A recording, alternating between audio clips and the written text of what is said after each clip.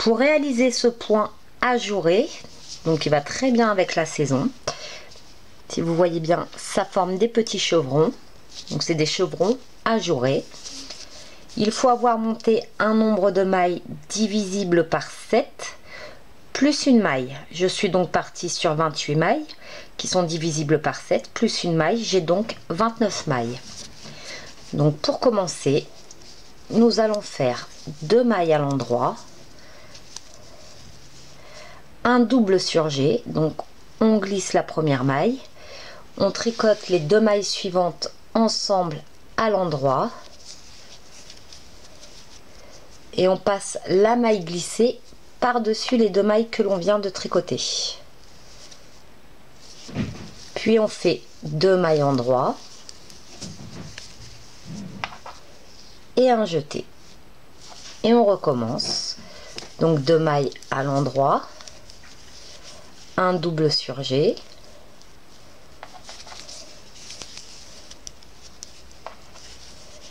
deux mailles à l'endroit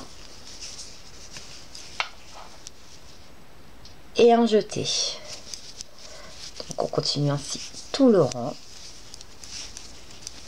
2 mailles endroit, double surjet,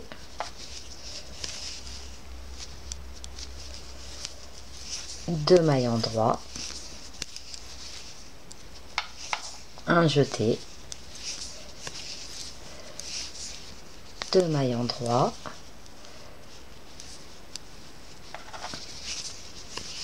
un double surjet et on finit par 2 mailles à l'endroit,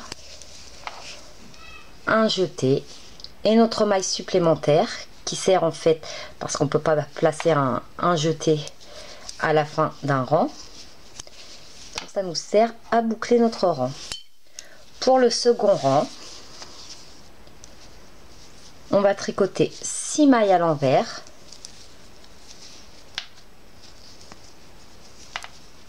2, 3, 4, 5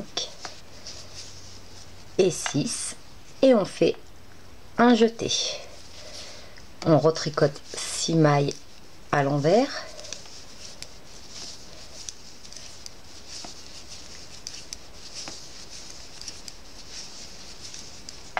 un jeté et on continue ainsi tout le rang.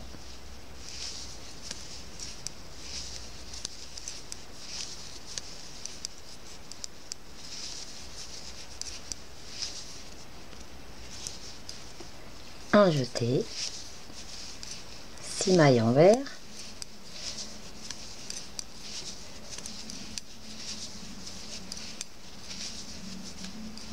et on finit par un jeté et la maille qui sert à boucler le rang que l'on tricote à l'envers.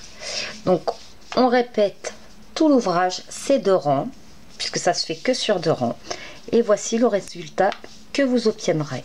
Donc c'est vraiment très simple et c'est très facile à retenir.